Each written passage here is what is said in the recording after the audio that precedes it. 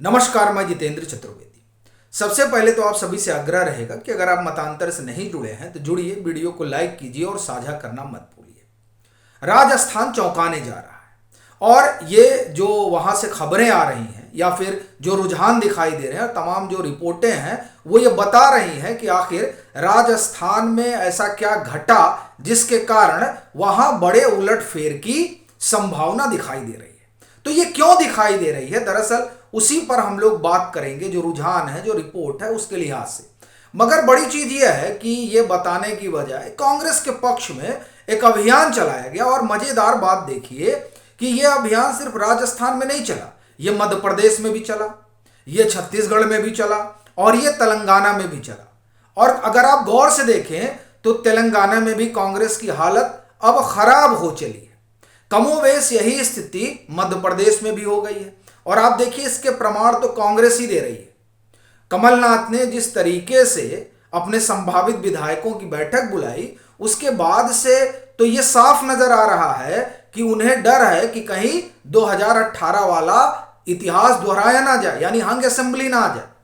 जबकि मध्य प्रदेश में तो यह माहौल बनाया गया कि साहब देखिए यहां तो कांग्रेस जो है 150 सीट पाने जा रही है। अच्छा, एक बड़ी दिलचस्प बात यह है कि फटीग फैक्टर ले आया गया। कई तरह के फैक्टर दिए जा रहे हैं। तेलंगाना और मध्य प्रदेश में कहा गया कि फटीग फैक्टर है, यानी नाराजगी नहीं है लोगों से, लोगों की मुख्यमंत्री से। लेकिन देखिए वो चेहरा देख देख के ऊब चुके हैं। यानी कांग्रेस को लाने के लिए अभियान चलाना बड़ा जरूरी है। अब भले ही जनता कांग्रेस को पसंद ना कर रही हो, उसको खारिज कर रही हो लगातार, लेकिन उसके लिए माहौल बनाने में जुटे हुए हैं। और फटीग फैक्टर की बात मध्य प्रदेश और तेलंगाना में कर रहे हैं और कहीं फटीग फैक्टर हो ही नहीं रहा है। अभी आप छत्तीसगढ़ में देखिए, छत्तीसगढ़ में तो यह कहा ही नहीं जा सकता क्या होने जा रहा है, लेकिन वहां भी करें कि नहीं, कांग्रेस तो तय मानिए। जबकि वहां के जो स्थानीय पत्रकार हैं वो कह रहे हैं कि बड़ी संभावना है कि भाजपा की सरकार आ रही है। और कमोवेश यही स्थिति राजस्थान में बताई जा रही है कि नहीं, देखिए यहां तो गहलोत की वापसी हो रही है और उसके लिए कई तर्क गढ़े जा रहे हैं। तमाम जो बेसिक्स हैं उनको खारिज कर दिया जा रहा है। क्यों? क्योंकि अब कांग्रेस की सरकार लाना है, या मैं कहूं कि कांग्रेस के लिए माहौल बनाना है। तो जिस तरह से बाकी 3 राज्यों में माहौल बनाया गया और बनाया जा रहा है, कमोबेश वही स्थिति राजस्थान में भी रही। लेकिन राजस्थान में अब जो बात निकल कर आई है उसने तमाम दिग्गजों के माथे पर सिकन ला दी है। क्यों ला दी है? क्योंकि वो जो खुद को जात और बिरादरी का लंबरदार मानते रहे, उनके पैरों के नीचे की जमीन खिसक रही है। लेकिन उस पर बात नहीं हो रही है। बात इस पर हो रही है कि किरोड़ी लाल मीणा की सीट संकट में है।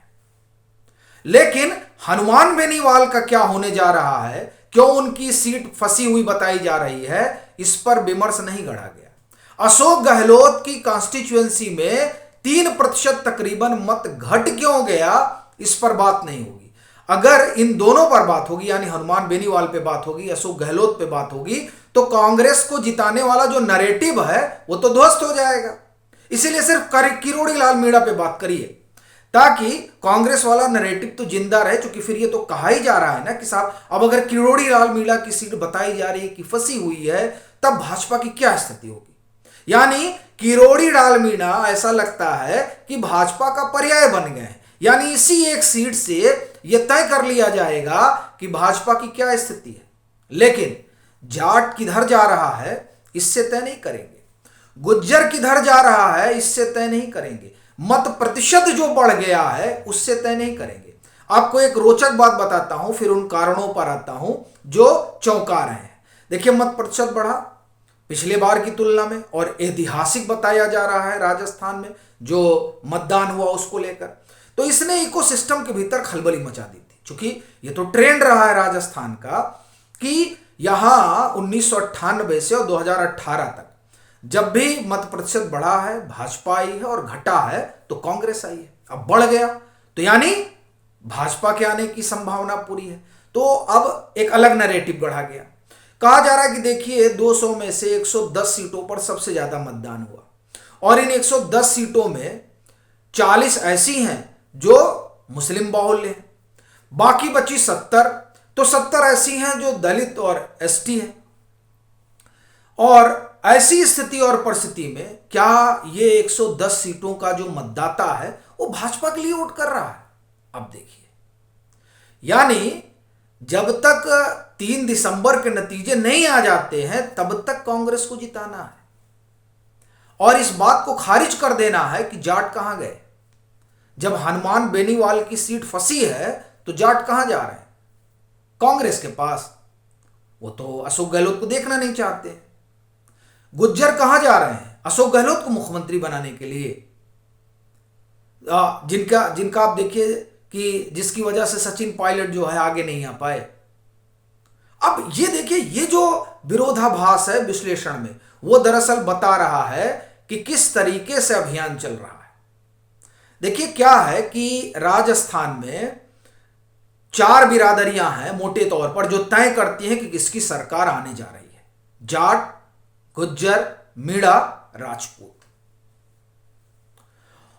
2018 में जब भाजपा के खिलाफ एंटी इनकम्बेंसी थी, सचिन पायलट की 200 सभाएं हुई थी, पूरा दम लगा दिया था कांग्रेस ने, तब उसको 99 सीटें मिली थी।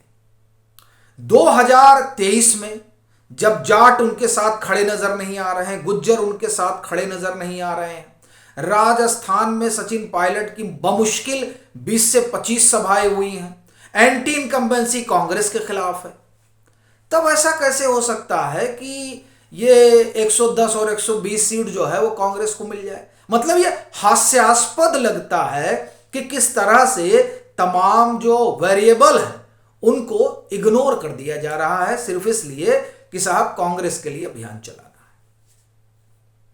अभी आप देखिए कि दलित कहां जा रहा है, और उसमें तो मैं ये कहूंगा कि मैं भी आप एक तरह से कहें कि उस मुहिम का शिकार हो गया जिसमें कहा गया कि आजाद समाज पार्टी का बड़ा भारी वहां आधार हो गया और वो पीछे ढकेल दे रही है बसपा को।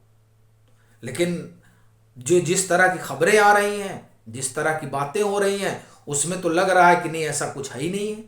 और हनुमान बेनीवाल ने तो इसलिए कहा जा रहा है कि समझौता किया था क्योंकि उनके लिए जरूरी यह था कि वो अपनी सीट निकाल लें, क्योंकि वहां पर दलित समाज का अच्छा खासा वोट है।